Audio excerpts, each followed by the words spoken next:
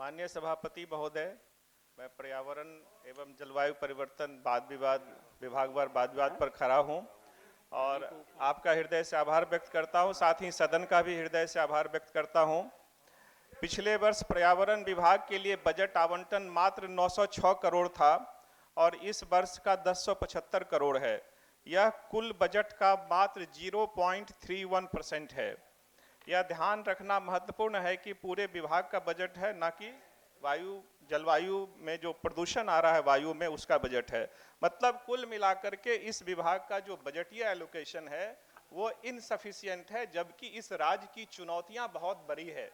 सबसे पहले मैं कहना चाहूंगा कि स्विट्जरलैंड स्थित IQAR द्वारा 224 में जारी वर्ल्ड एयर क्वालिटी रिपोर्ट से पता चलता है कि शीर्ष 50 में बिहार के 7 शहर हैं: भागलपुर, अररिया, पटना, हाजीपुर, छपरा, सहरसा और मुजफ्फरपुर। और अभी पिछले 10 दिसंबर को एक खबर अखबार में भी आई थी कि हाजीपुर में दिल्ली को पीछे छोड़ते हुए 625 AQI दर्ज किया गया और पटना में AQI 577 दर्ज किया गया। तो महोदय, मैं तो इतना कहना चाहूँगा कि आज़ादी के 75 साल बाद भी हम बिहार के लोगों को सांस लेने की तकलीफ से निजात नहीं दे पाए हैं। प्रदूषित वायु से यहाँ के लोग सांस ले रहे हैं और यह बड़ा ही गंभीर खतरा भी है। महोदय, पटना उच्च न्यायालय ने बिहार के 10 शहरों में AQI के 400 से अधिक पाए जाने के खबरों से स्व मोटो कॉग्निजेंस भी लिया था। सबको पता है महोदय। तो मेरा यही कहना है इस सरकार से कि तू इधर उधर की बात न कर, ये तो बता कारवा कहाँ लुटा। मुझे रहबरों से गिला नहीं, तेरी रहबरी पर सवाल है महोदय। बिहार राज्य प्रदूषण नियंत्रण बोर्ड में 15% कर्मचारी ही बस काम कर रहे हैं, बाकी रिक्त हैं। तो ये प्रदूषण बोर्ड कैसा और प्रदूषण नियंत्रण की क्या कार्रवाई होगी जहां 85% पद रिक्त हैं। इंजीनियर के भी पद महोदय रिक्त हैं। अब ये विभाग वाले बताएंगे कि कितने रिक्त हैं। बिहार राज्य प्रदूषण नियंत्रण बोर्ड के केवल 23 जिलों में ही मात्र 35 सतत AQI मॉनिटरिंग केंद्र हैं। दिल्ली में जबकि 46 मॉनिटरिंग केंद्र हैं। दिल्ली का भौगोलिक क्षेत्र भी आप देख लीजिए और बिहार का देख लीजिए। महोदय, मैं शॉर्ट करते हुए वाटर पॉल्यूशन की चर्चा करना चाहूँगा।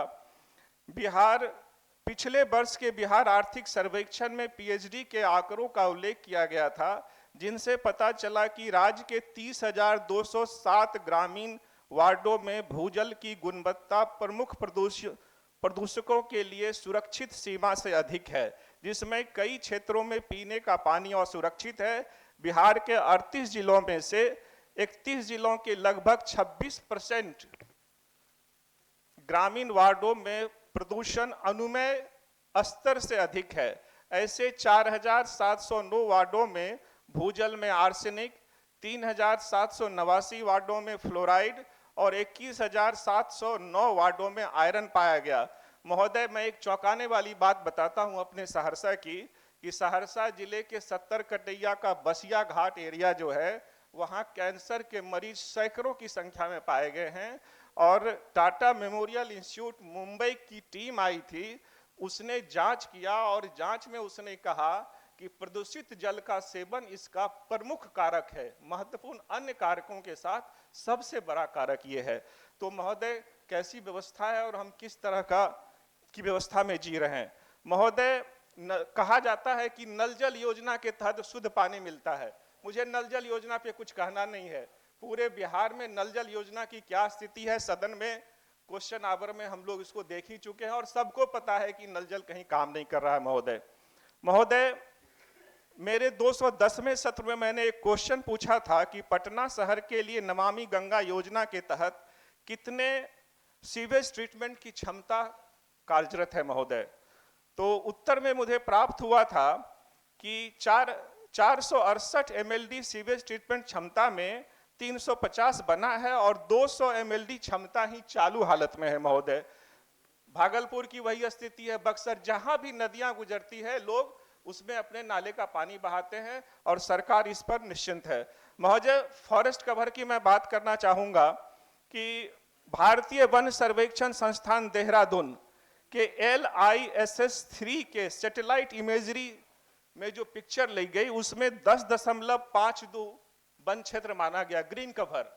बाद में बिहार सरकार ने एक रिपोर्ट जारी की, उसमें कहा गया कि उससे लेटेस्ट मशीन है LISS-4, उसमें 15.05 आया है। मैं मान लेता हूं, लेकिन ये अखिल भारतीय स्तर पर जो एवरेज है वो 25.1% है और हमारा 15 है, तो वो कम है। जबकि दिल्ली का 25% है, आंध्रा का 21 है, कर्नाटका का 24.5 है। महोदय, दूसरी एक गंभीर समस्या की तरफ मैं ध्यान आकृष्ट करना चाहता हूं, यह है फॉरेस्ट फायर प्रोन। महोदय, राज्य का कुल फॉरेस्ट कवर का 37% हिस्सा जो है वो फॉरेस्ट फायर की चपेट में आने के खतरे में है। 2023-24 में दर्ज किए गए 771 मामलों में 505 वाल्मीकि बाग अभयारण्य में ये मामले आए थे। महोदय, इस आंकड़े में भी घालमेल है। महोदय, इस आंकड़े में घालमेल इसीलिए मैं कह रहा हूं कि फॉरेस्ट सर्वे ऑफ इंडिया के आंकड़े अगर देखें, जो सैटेलाइट इमेजिंग उपयोग करते हैं, तो राज्य के अपने आधिकारिक आंकड़े आधे सच हैं। इन आंकड़ों के अनुसार नवंबर 2023 से जून 2024 के बीच फॉरेस्ट फायर की 2763 घटनाएं हुई।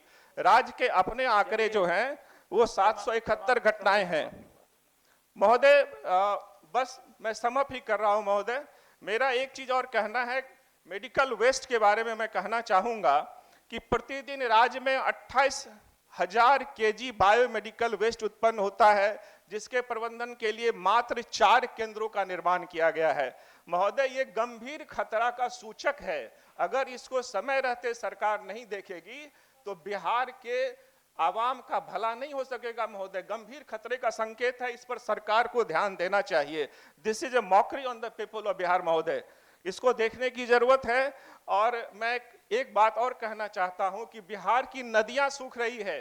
नदियों का सूखना पारिस्थितिक के दृष्टिकोण से और जलवायु परिवर्तन के दृष्टिकोण से बहुत ही खतरा का संकेत दे रहा है। महोदय, बिहार सरकार को इस पर तुरंत संज्ञान लेना चाहिए और नदियों के जल संग्रहण क्षमता में वृद्धि करना चाहिए।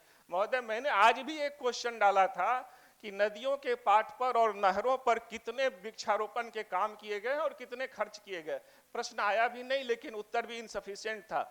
मुझे खैर प्रश्न की जो भी बात हो, मैं सरकार का ध्यान आकृष्ट करते हुए कहना चाहता हूं कि फॉरेस्ट कवर को बढ़ाने की जरूरत है। महोदय, अंतिम लाइन सरदार अंजुम के शेर के साथ मैं कहना चाहूंगा, इस व्यवस्था पर कहना चाहूंगा, जो ये एयर क्वालिटी इंडेक्स, हम लोग मेडिकल वेस्ट वगैरह जिस तरह की व्यवस्था कायम है, कहीं पलट के ना आ जाए सांस नब्जों में, कहीं पलट के ना आ जाए सांस नब्जों में, हसीन हाथों से मैयत सजा रहा है कोई। धन्यवाद महोदय। धन्यवाद। माननीय सदस्य श्री हरीश साहनी।